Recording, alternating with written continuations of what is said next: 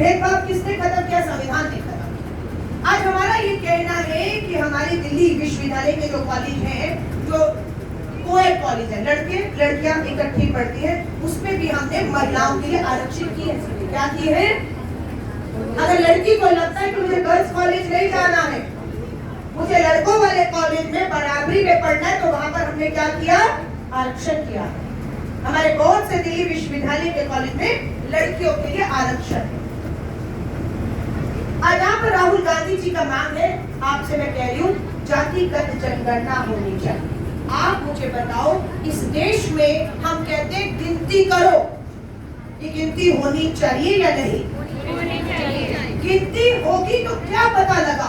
गिनती हुई तो हमें पता लगा कि अगर 1000 पुरुष पैदा हो रहे हैं लड़के, तो 800 लड़कियां पैदा होती हैं, 200 लड़कियों को गर्भ में गिनती ना होती तो पता चलता कि कितने लड़के और कितनी लड़कियां होती हैं और लड़कियां कहाँ जाती हैं? गर्भ में। गिनती से हमें पता चलता, ठीक है? गिनती से क्या पता चला? गिनती से पता लगा कितने महिला और कितने पुरुष हैं। हर कॉलेज, हर नौकरियां, हर चीज पुरुषों के लिए बनाई जा रही है। गिनती करिए, मेहनत में आधी आबादी भी उतनी है, उसको भी उतने स्कूल, उतने ही उद्योग, उतनी ही नौकरियां चाहिए या नहीं? क्या करना है यहाँ से पढ़ लिख कर? मांझेगी बर्तन? मांझेगी, घर का काम है ना, करती है। माएँ करती नहीं, हमारी अपमान का काम है बर्तन मांझना, नहीं हमारी माँ करती है। वो सम्मान है, क्योंकि उसका अपना मान सम्मान, कब बर्तन मांजती है, घर के कपड़े धोती है, खाना बनाती है, सुख और दुख में हमें भी सिखाती है, हाँ, संस्कार सिखाती है। सिखाती है नहीं सिखाती? तो वो सब काम तो हम करती आई है, हमारी माँ, दादी, नानी की है, हम भी करेंगे, लेकिन उसके साथ हम पढ़ लिख कर अपने पैरों पर खड़ी होंगे। मैं अपनी बेटियों को कह रही, 30 साल का अनुभव है, ऐसा नहीं जो आपने देखा वो मैंने नहीं देखा होगा। मैं भी 18-19 साल की आपकी तरह थी। मैं भी अपने आप को कॉलेज स्कूल जाते हुए असुरक्षित महसूस करती थी। पहले घर तक नहीं पहुंचते थे, आज के हाथ में मोबाइल है, पहुंच जाते हैं। आज सोशल मीडिया है, अगर बेटी बहन ने कुछ डाल दिया, फोटो से छेड़खानी होगी। किसी ने अपनी बात कह दी, उसको ब्लैकमेल करना शुरू कर दो। हाँ, होता है नहीं होता? फिर क्या हुआ? बेटियों के हाथ से मोबाइल खींच लो। हरियाणा सरकार ने, हरियाणा के पंचायत ने फैसला किया, लड़कियों को चीज नहीं पहनने देंगे, लड़कियों के हाथ में मोबाइल नहीं होने चाहिए। अरे लड़कों को कहो ना, हाथ नीची करके चलो, बेटी आ रही है किसी की, रहना चाहिए या नहीं? मोबाइल बेटियों के क्यों छीने जाएंगे? बेटों को क्यों नहीं समझाया जाएगा कि वो बहन बेटी आ रही है, जा रही है, पढ़ रही है, लिख रही है, मोबाइल है, सशक्त है, देश दुनिया की जानकारी ले रही है, तुम गलत हरकत मत करना, उनको क्यों नहीं कहते हो? तो मैं आप सबसे सिर्फ एक बात कहने आई हूँ, ये जो शिक्षा है, ये जो न्याय संवाद है, हमारी कोशिश है जातिगत जनगणना हो। आप में से मैं हाथ उठाकर कहूंगी वो बताए जो आदिवासी है, जो ट्राइबल है, यहाँ पर कितनी आदिवासी ट्राइबल बेटियां हैं? हाथ खड़ा करें। नहीं हाथ खड़ा होगा। अब यहाँ पर दलित समाज से, एससी शेड्यूल कास्ट से कितनी बेटियां हैं? तो दलित समाज से आती है, हाथ पूरा ऊपर से खड़ा करें। दलित समाज से बहुत बहुत। अब ओबीसी, पिछड़ा वर्ग, ओबीसी से जो पहले आती है बेटियां, हाथ खड़ा करिए। ओबीसी से अब हाथ नीचे करिए। जो अल्पसंख्यक हैं, जो अल्पसंख्यक हैं, मुस्लिम, सिख, ईसाई, बौद्ध, ये अल्पसंख्यक, ये कितने हैं? तो अभी मैंने हाथ खड़े करवाए, तो यहाँ पर आदिवासी कोई बेटी नहीं है। सबसे ज्यादा हमारी दलित समाज से हमारी आने वाली बेटियां हैं, है ना? भेदभाव इस समाज में है या नहीं? मैं आपसे दलित बेटियों से पूछती हूँ। बाबा साहब अम्बेडकर ने संविधान में बराबरी का हक दिया। आपको लगता है कि ऊंच नीच ये भेदभाव है या नहीं है? क्या महसूस करते हैं? बोलो ना, मुझे नहीं मालूम, आप हाँ या ना कहो, है या नहीं है? है ऐसा भेदभाव? और ये भेदभाव आप बोलिए या नहीं बोले। राजस्थान में हमारे नेता विपक्ष जो है वो दलित समाज से आते हैं, वो एक मंदिर में गए, ये अभी की घटना है। कांग्रेस का नेता विपक्ष कुछ कह रहे हैं, मंदिर जाते हैं, भाजपा का टीकाराम जूली उनका नाम है, दलित समाज से आते हैं, कांग्रेस के विधायक है, नेता विपक्ष है। वो मंदिर में जाते हैं तो भाजपा का एक विधायक आकर उस मंदिर को गंगा जल से धोता है। हो रहा, बोलो या ना बोलो, हो रहा है क्यों रहा, हम देख रहे हैं ये हो रहा है। और ये खत्म होना चाहिए या नहीं, होना चाहिए या नहीं?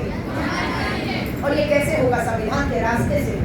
वो संविधान खतरे में है, उस संविधान को बचाएं या ना बचाएं?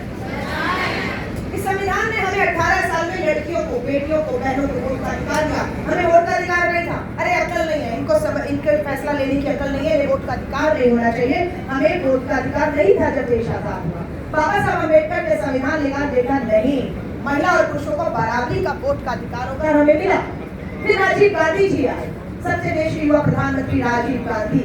बोला वोट ही क्यों देगी, चुनाव भी लड़ेगी, मैदान में खड़ी होगी, पंच बनेगी, सरपंच बनेगी, पार्षद बनेगी, मेयर बनेगी, सांसद बनेगी, हाथ में कलम होगी और फैसले भी लेंगी हमारी बेटियां। और राजीव गांधी जी ने पंचायती राज कानून दिए। आज देश भर में 15 लाख बहनें हैं। कितनी? इस संविधान से 15 लाख बहनें आज चुनाव लड़ती है, जीतती है, हाथ में कलम है। और ये ताकत हम आप सबको देना चाहते हैं। शिक्षा के अंदर ये पैम्फलेट नहीं है, पैम्फलेट है किसी के पास, मुझे पर्चा दीजिएगा।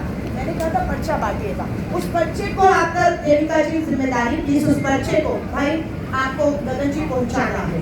उस पर्चे पर राहुल गांधी जी ने शिक्षा न्याय संवाद के बारे में लिखा कि आपके आरक्षण की सीमा, आपकी आबादी मानिए 80% है, 90% है। आरक्षण कितना होना चाहिए? 80 और 90। आरक्षण कितना है? 50% या उससे कम। अब एक बात बताइएगा, आप 10 रोटी बनाती है, क्या करती है? खाने वाले कितने हैं? 10। हर को क्या कितनी मिलनी चाहिए? आसान तरीका है ना, 10 रोटी बनी, 10 खाने वाले हैं, एक रोटी पर हर का हक है, सबको पेट भर मिलना चाहिए। हो क्या रहा है? सच्चाई क्या है? ये तो कहने की बात होगी। हो क्या रहा है? वो ये रहे कि 10 रोटी बना रहे हैं, 10 लोग हैं, लेकिन 2 लोगों को 8 रोटी खाने को मिल रही है और 8 लोगों को 2 रोटी मिलती है 5 लोग। और वो कौन है? जिन 2 लोगों को 8 रोटी मिल रही है वो पूंजीपति मित्र है, अडानी अंबानी है, जो अपने बच्चों की शादी में 5,000 करोड़ खर्च कर देते हैं। और यहाँ पर गरीब की बेटी को शादी करने के लिए कर्ज लेना पड़ता है। हाँ हाँ या नहीं? तो राहुल गांधी जी की लड़ाई ये कि अगर 8 रोटी है, 10 रोटी है, 10 आदमी है, तो जिसकी जितनी आबादी उसका उतना हक। हम सिर्फ उन 2 पूंजीपति मित्रों से 8 रोटी छीन कर ये जो 8 लोगों के पास 2 रोटी से बराबर देना चाहते हैं, ये हमारी कर्जा की गणना है। हमारी एक और मांग है, ध्यान से सुनिएगा, मेरे पीछे दोहराइएगा। हमारा जो संविधान का आर्टिकल 15(5) है, क्या है संविधान का आर्टिकल? संविधान का आर्टिकल 15(5) वो क्या कहता है? वो ये कहता है कि जब जातिगत जनगणना हो जाएगी, गिनती हो जाएगी, पता चल जाएगा किसकी कितनी आबादी है, पता लग जाएगा, तो क्या होना चाहिए? उनको उनकी संख्या के मुताबिक आरक्षण मिलना चाहिए। स्कूल हो, अस्पताल हो, सरकारी संपत्तियां हो, उद्योग हो, इंडस्ट्री। 15(5) ये कहता है सरकारी नौकरी खत्म, सरकारी कॉलेज खत्म, फ्री शिक्षा देनी पड़ती है, खत्म कर, सरकारी अस्पताल खत्म, एक बेड पे 3 औरतें पड़ी है, बच्चा खड़ा। हाँ डिलीवरी है, बाहरी डिलीवरी हो, ये सुविधाएं हैं। तो 15(5) क्या कहता है? 15(5) आर्टिकल कहता है निजीकरण स्कूलों का हो, निजीकरण अस्पतालों का हो, निजीकरण देश की जमीन संपत्ति और नौकरियों के लिए बड़ी बड़ी कंपनियां भी आएंगी, तो उसमें भी आरक्षण होना चाहिए। ये आर्टिकल 15(5) कहता है। मंजूर है या नहीं होना चाहिए? होना चाहिए या नहीं? सरकारी नौकरी तो खत्म कर दी,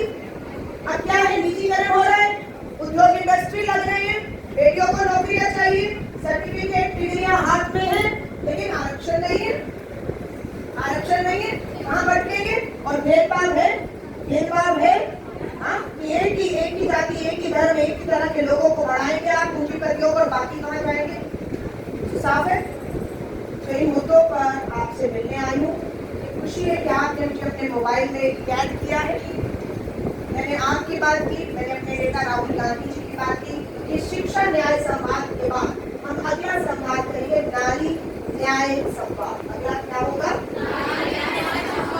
नारी न्याय संवाद। अब उसकी श्रृंखला में भी आप हमारी अगर फेसबुक, ट्विटर, सोशल मीडिया पर अगर हैं, फेसबुक अलका नामा करिए, महिला कांग्रेस करिए, राहुल गांधी, प्रियंका गांधी आ रही है। प्रियंका गांधी जून के पहले हफ्ते में आपकी बिहार की धरती पर इस आधी आबादी को मिलने, उन्हें ताकत देने की हमारी नेता सांसद प्रियंका गांधी भी आ रही है।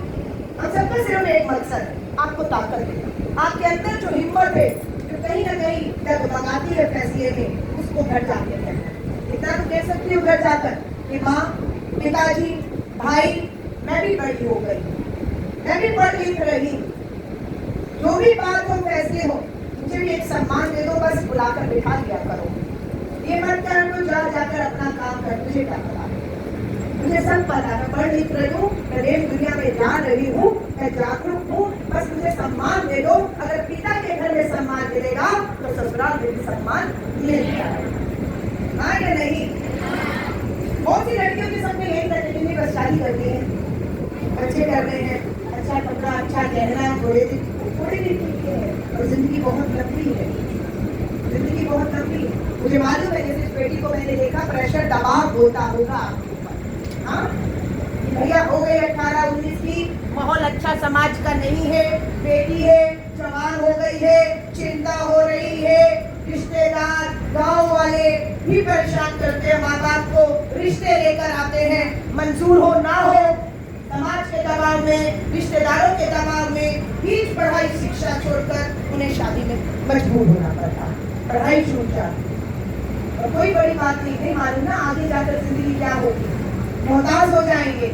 भगवान न करे कुछ हो किसी को, लेकिन अगर भगवान न करे, बेटी को पढ़ाया नहीं, लिखाया नहीं, कम उम्र में शादी कर दी, बच्चे भी हो जाते हैं, और भगवान न करे कुछ हो किसी को, तो मोहताज हो जाओगी या नहीं, खुद भी और बच्चों को भी लेकर। और जिंदगी बहुत लंबी है ना, और इस समाज में भेड़िए हैं, इस समाज में भेड़िए हैं जो देखते हैं ये महिला है, अबला है, बेचारी है, अकेली है, जरूरतमंद है, मदद चाहिए, नजायज फायदा उठाने वाले हैं। हाँ या नहीं? मैं आप सबको कहूँगी मजबूत है, ये आसान नहीं है आपके लिए करना, लेकिन आप जानेंगी तो कर देंगे। हमारी बेटियां अंतरिक्ष तक पहुंची हैं। हाँ, बेटियों ने अंतरिक्ष पे कदम रखा नहीं करा? कल्पना चावला, सुनीता विलियम, भारत की तो बेटी अंतरिक्ष में पहुंची। हमारी 2 बेटियां सेना की बड़ी अधिकारी, देश की महिला राष्ट्रपति, प्रधानमंत्री, मुख्यमंत्री, गवर्नर, पुलिस अधिकारी, IAS, IPS है या नहीं है? और यहीं से बिहार से भी है। ऐसा तो नहीं कि बिहार से अभी तक कोई हिम्मत नहीं दिखाई किसी बेटी ने। तो मैं आप सबको से बधाई और शुभकामनाएं देती हूँ। तुरंत मुझे यहाँ से अच्छा, मुझे तो आपने बताया कि कुछ लोग सवाल करना चाहती है बेटियां, मुझे बताया।